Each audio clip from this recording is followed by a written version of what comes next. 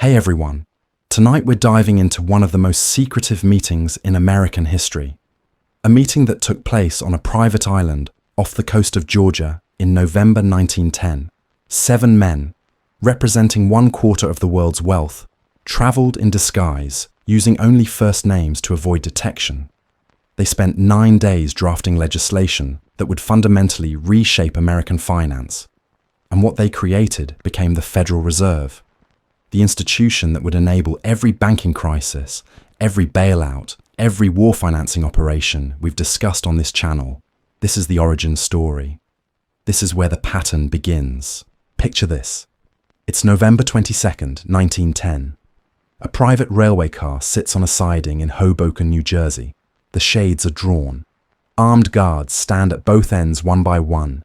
Men arrive separately, carrying hunting rifles as props, pretending to be heading to a casual duck hunting trip. But these aren't ordinary sportsmen. These are the most powerful bankers and financiers in America. And they're about to disappear for 9 days to a place the public will never know about. Most people think the Federal Reserve was created by Congress to protect the public from banking panics. But what if I told you it was actually designed by the banks themselves to protect them from the public? What if the entire system we trust with our money was built in secret by the very people who stood to profit most from its creation? If you've ever wondered why your savings lose value over time, why banks always seem to get rescued while ordinary people lose everything, or why the dollar keeps losing purchasing power decade after decade, you're not alone. What's happening to your money isn't random. It's the result of a system designed over a century ago on a private island by men who knew exactly what they were building. And tonight, I'm going to show you how they did it. Before we go deeper, drop a comment below. Where are you watching from and what time is it for you right now? I want to see how far this story reaches across the world.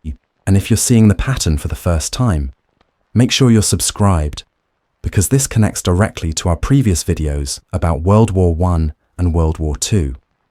Now let's go back to 1910 and understand why this secret meeting was necessary. To understand Jekyll Island, you need to understand what American banking looked like before the Federal Reserve. And it was chaos, but profitable chaos for those who knew how to exploit it. The United States in 1910 had no central bank. The Second Bank of the United States had been killed by Andrew Jackson in 1836, and for over 70 years, America operated without a central monetary authority. This wasn't an accident.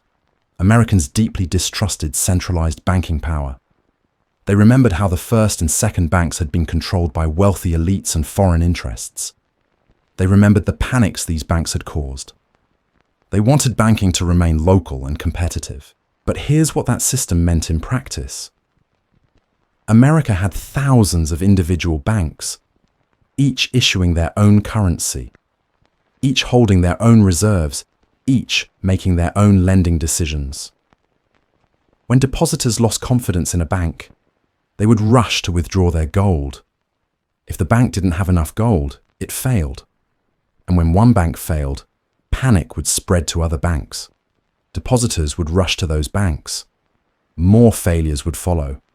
The entire system could collapse in days. This happened repeatedly. The panic of 1873, the panic of 1893, the panic of 1907. Each time, thousands of banks failed. Millions of depositors lost their savings. The economy would contract violently. Unemployment would spike. And then slowly, the system would rebuild until the next panic hit. Now, you might think bankers would hate this system. All that instability, all those failures, all that lost money. But here's what most people don't understand. The largest banks loved it because every panic was an opportunity. When smaller banks failed, the big banks would buy their assets for pennies on the dollar. When depositors fled small banks, they moved their money to the largest, most prestigious institutions. Every crisis made the banking system more concentrated. Every panic made the big banks bigger. J.P. Morgan understood this better than anyone. John Pierpont Morgan was the most powerful banker in America by 1910. His bank J.P. Morgan and Company had grown enormously through acquiring failed competitors. Morgan had personally organized the rescue operations during the Panic of 1893 and the Panic of 1907. He had decided which banks would be saved and which would be allowed to fail. He had effectively functioned as a one-man central bank. But Morgan was 73 years old in 1910, and he knew something that terrified him. He wouldn't live forever. When he died, who would organize the next rescue? Who would have the credibility, the capital, the connections to save the system? Without Morgan, the next panic might actually destroy the largest banks. The system that had made his fortune for decades was becoming too fragile to survive without him. And there was another problem. The public was getting angry. After the Panic of 1907, when Morgan had personally decided which banks lived and died, people started asking uncomfortable questions. Why did one man have so much power over the nation's money? Why were small banks allowed to fail while Morgan's bank always survived? Why did every crisis seem to benefit the same handful of institutions? A congressional investigation was launched. The Pujo Committee would eventually reveal that Morgan and a small group of allied bankers controlled American finance through interlocking directorates. They sat on each other's boards. They coordinated their actions. They had effective monopoly power over credit. The public was starting to understand that banking wasn't competitive at all. It was a cartel, and the cartel was getting nervous. So, the largest banks faced a dilemma. They needed a mechanism to prevent future panics from destroying them. They needed the ability to create money during a crisis without relying on one man. They needed to make their cartel permanent and legal, but they couldn't just ask Congress for these powers. The American public would never accept it. They needed to design a system that looked like it served the public interest, while actually serving banking interests, and they needed to do it in secret. That's where Senator Nelson Aldrich comes in. Nelson Aldrich was the Republican Senate Majority Leader and the chair of the National Monetary Commission Congress, had created this commission after the Panic of 1907 to study banking reform and recommend solutions. Aldrich was the perfect front man for the banks. He was married to the daughter of John D. Rockefeller, making him part of America's financial aristocracy. He had close personal relationships with all the major bankers, and he was completely opposed to anything that would genuinely threaten banking power. But Aldrich had a problem. He knew nothing about banking. He was a politician, not a financier. He needed expert help to design legislation that would accomplish the bank's goals while appearing to serve the public. So he reached out to his banking contacts with a simple question. If you could design the perfect banking system, what would it look like? The response came from Paul Warburg. Warburg was a German banker who had immigrated to America in 1902 and become a partner at Kuhn, Loeb and Company, one of New York's most powerful investment banks. But more importantly, Warburg came from a European banking dynasty. His family's bank in Hamburg, M.M. Warburg and Company, had been operating for generations. His brother Max ran the family bank in Germany and had direct connections to the Reichsbank, Germany's central bank. Paul Warburg understood something that most American bankers didn't. He had seen how central banks operated in Europe. He understood how the Bank of England, the Bank of France, and the Reichsbank provided stability to their banking systems, and he understood the key mechanism that made it all work. Elastic currency, the ability to expand the money supply during crisis to prevent bank runs, the ability to create money out of nothing to rescue failing institutions. Warburg had been advocating for an American central bank since arriving in the United States. He wrote articles. He gave speeches. He argued that America's banking system was primitive compared to Europe's, but he was frustrated. The American public remained hostile to centralized banking. Every time someone proposed a central bank, they were accused of trying to create a money trust controlled by Wall Street. So when Aldrich reached out, Warburg saw his opportunity. If they could design a system that didn't look like a central bank, that appeared to be controlled by the government, but was actually controlled by banks, they might be able to get it passed. But this required careful planning. It required secrecy. Because if the public understood what was being created, they would never accept it.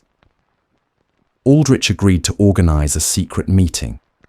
The participants would include Warburg and representatives from the most powerful banks in America. They would go somewhere isolated, somewhere they could work without being observed, and they would hammer out the details of legislation that would reshape American finance forever. The location was perfect. Jekyll Island, Georgia, was a private resort owned by the Jekyll Island Club, one of the most exclusive clubs in America. The club's members included the Morgans, the Rockefellers, the Vanderbilts, basically everyone who mattered in American finance. The island was accessible only by boat. The club was closed for the season, meaning no servants or members would be present. It was the perfect place to disappear. The participants were carefully selected. Senator Nelson Aldrich would lead the group, providing political authority. Paul Warburg would provide the technical expertise and European banking knowledge. Frank Vanderlip, president of National City Bank, would represent the largest commercial banks. Henry Davison, senior partner at J.P. Morgan and Company, would represent Morgan's interests. Charles Norton, president of First National Bank of New York, would provide additional banking perspective. Benjamin Strong, vice president of Bankers Trust, would represent the trust companies, and Arthur Shelton, Aldrich's private secretary, would take notes. Think about who was in that room. These 7 men represented J.P. Morgan, Rockefeller, Kuhn Loeb, and the largest banks in America. They represented roughly 1/4 of the world's wealth, and they were about to spend 9 days designing the monetary system of the United States. The secrecy was elaborate. Aldrich arranged for a private railway car to take them from New York to Brunswick, Georgia. The participants were told to arrive separately at the New Jersey train station. They were instructed to use only first names once aboard, no last names.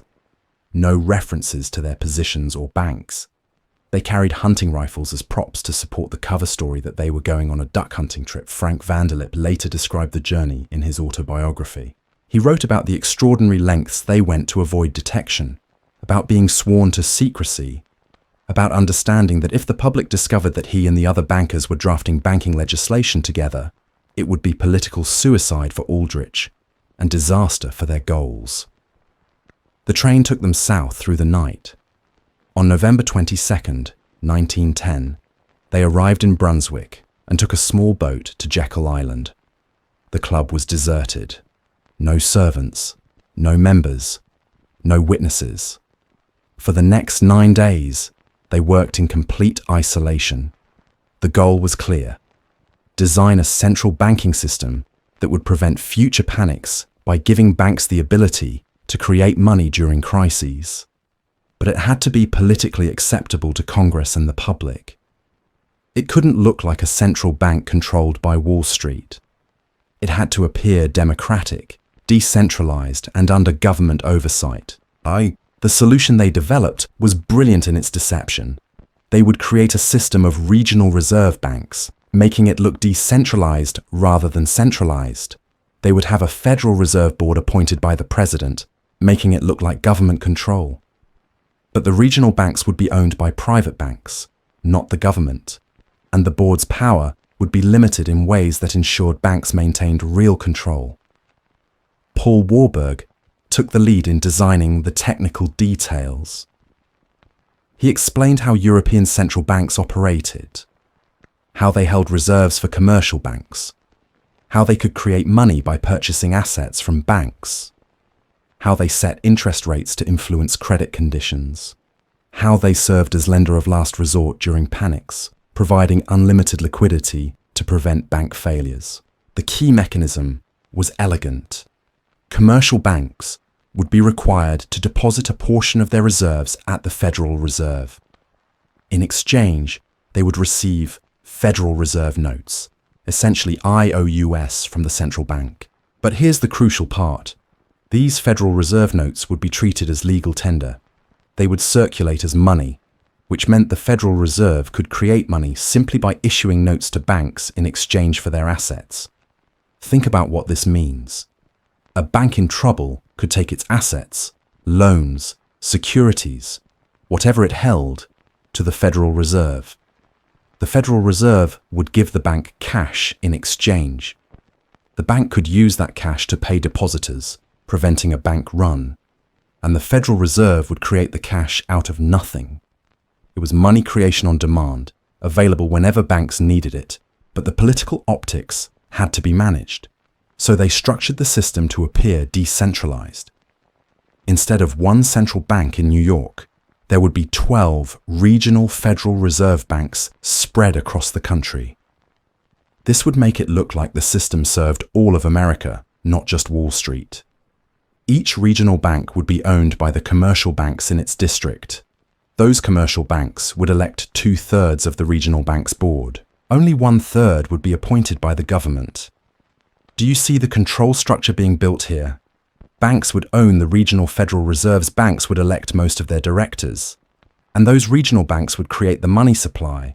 The government's role would be limited to appointing a minority of directors and approving the system's existence, the appearance of government control, the reality of bank control. The Federal Reserve Board in Washington would provide another layer of apparent government oversight. The president would appoint its members. But the board's actual powers were carefully limited. It could review the actions of regional banks, it could set some policies, but it couldn't directly create money.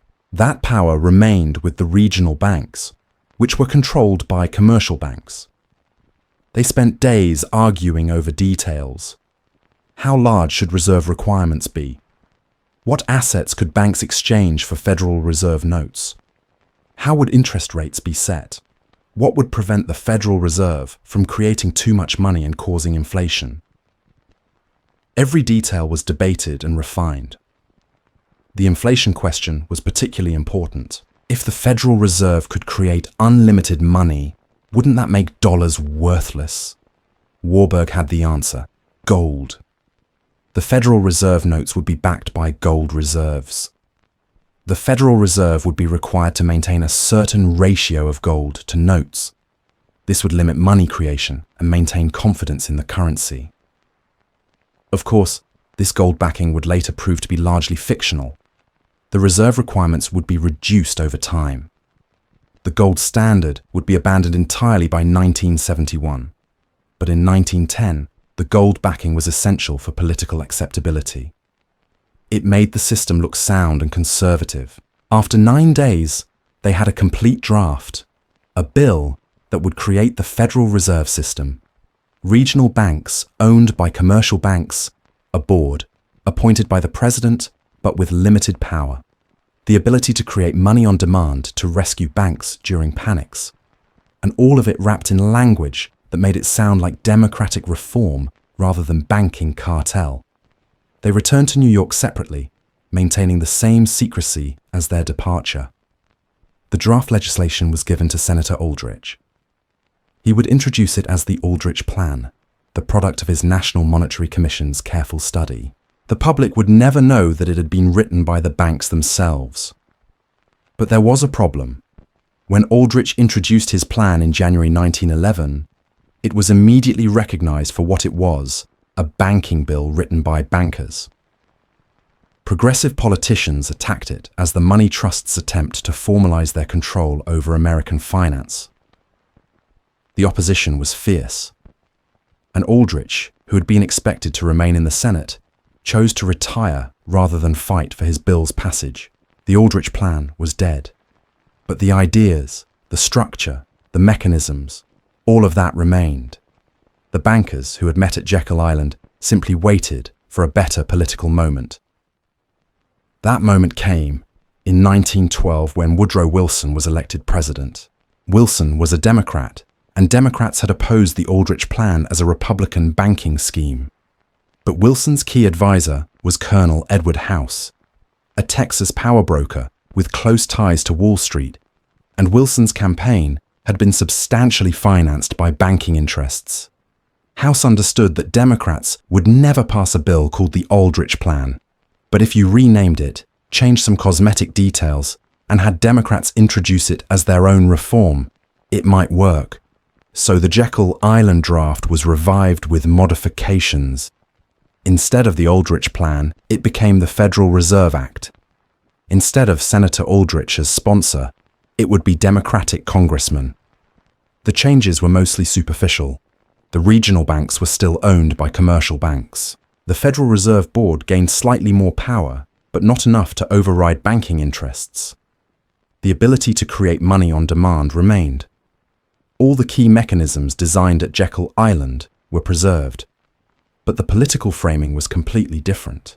Now, the Federal Reserve was sold as progressive reform, as government taking control of banking away from the money trust, as protection for the common man against Wall Street.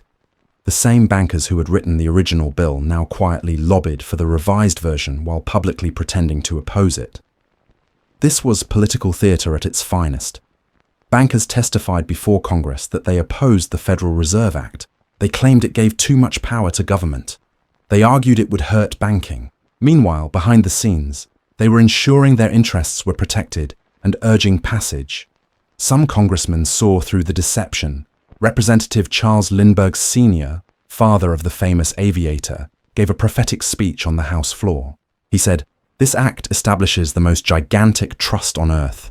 When the president signs this bill, the invisible government by the monetary power will be legalized. The people may not know it immediately, but the day of reckoning is only a few years removed." But Lindbergh's warnings were ignored. The bill passed the House on September 18, 1913. It passed the Senate on December 19, 1913. And President Wilson signed it into law on December 23, 1913, just before the Christmas recess when few were paying attention. The Federal Reserve System was now law. The bankers who had met in secret 3 years earlier had achieved their goal. They had created a central bank that gave them the power to create money, rescue themselves during crises, and operate with the full backing of the United States government, all while maintaining the appearance that government controlled banking. But here's what they really created. Look at what the Federal Reserve enabled. In 1914, just months after its creation, World War I began.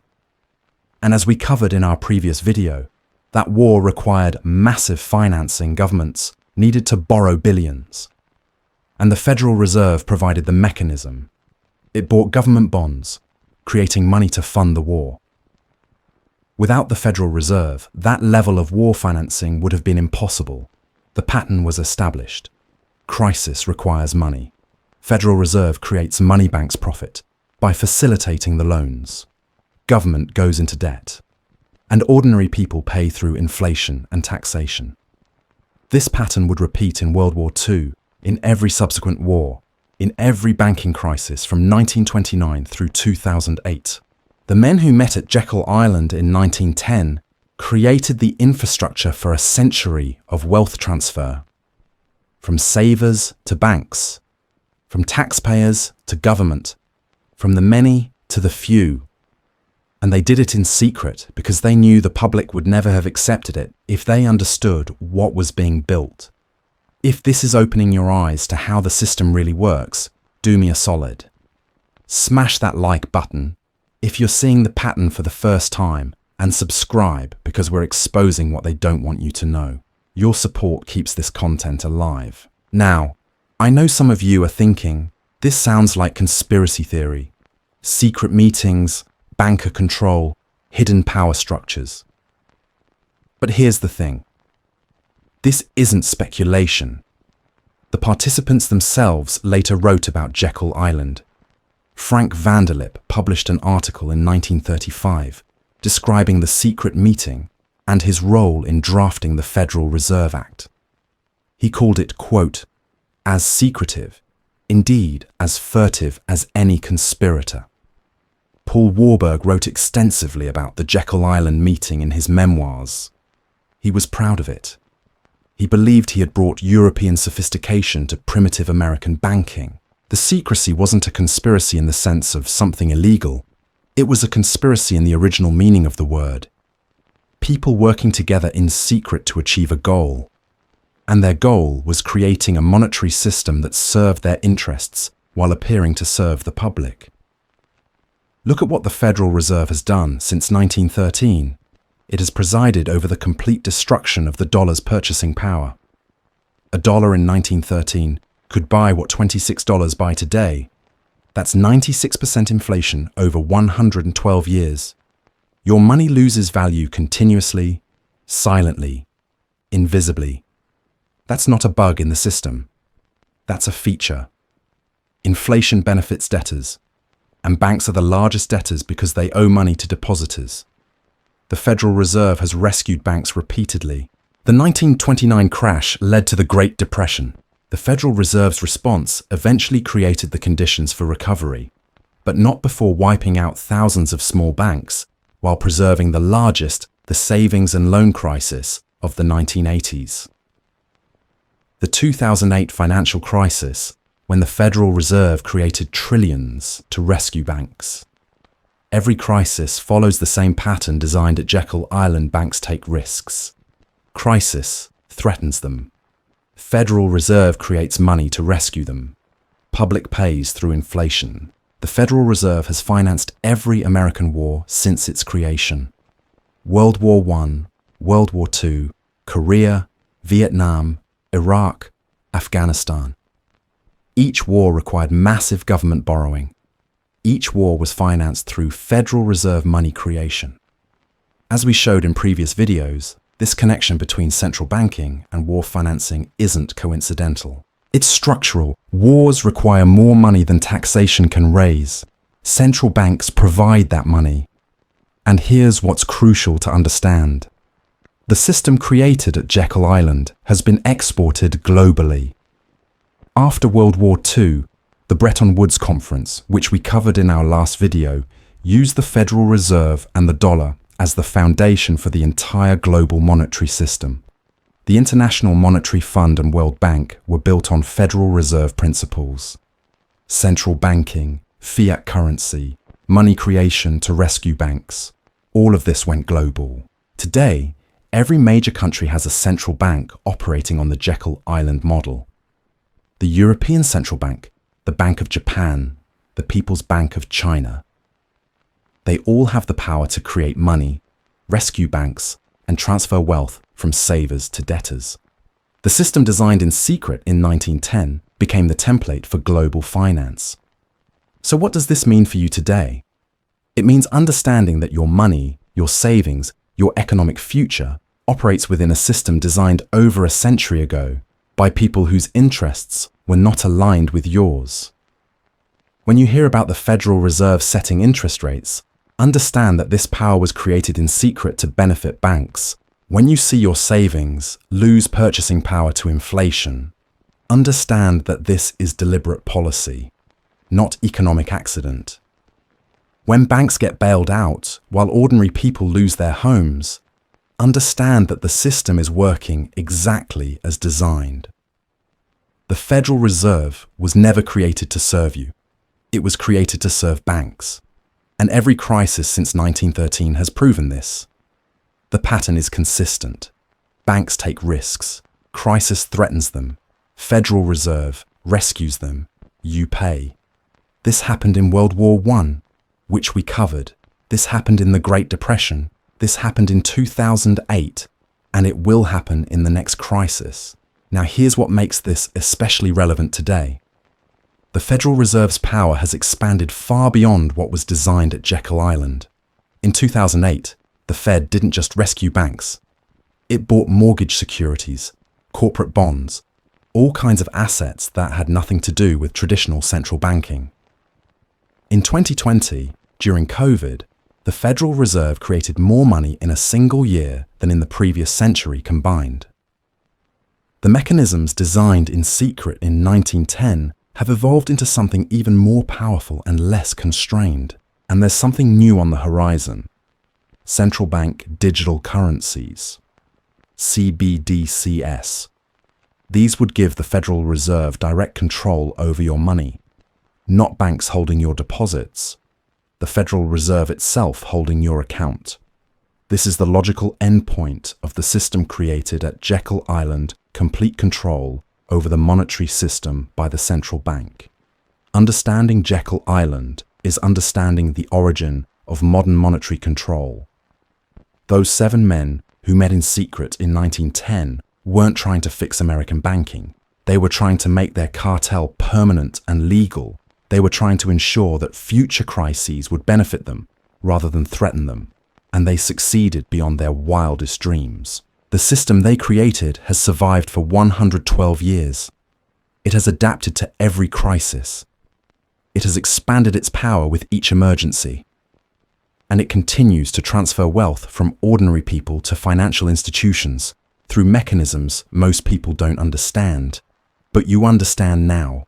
You understand where the Federal Reserve came from. You understand what it was designed to do. And you understand why it keeps doing the same things, crisis after crisis, decade after decade, because it's working exactly as designed. If you're seeing this pattern clearly for the first time, share this video with someone who needs to understand. Talk about it with your family. Question the narratives about monetary policy and central banking that assume the Federal Reserve serves the public interest.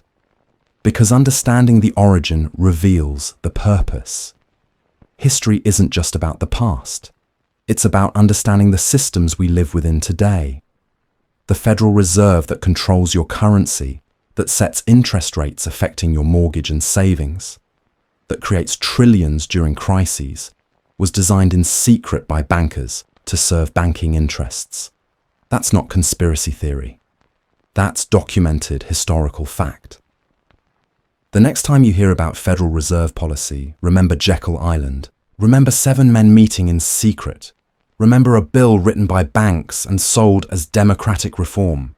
Remember Paul Warburg bringing European central banking to America. Remember that the system has always been designed to work the way it works. And stay tuned to this channel, because we're connecting all of these pieces, the Federal Reserve's creation in 1913. World War I's banking rescue in 1914, the Great Depression in 1929, World War II and Bretton Woods in 1944. Each event builds on the previous.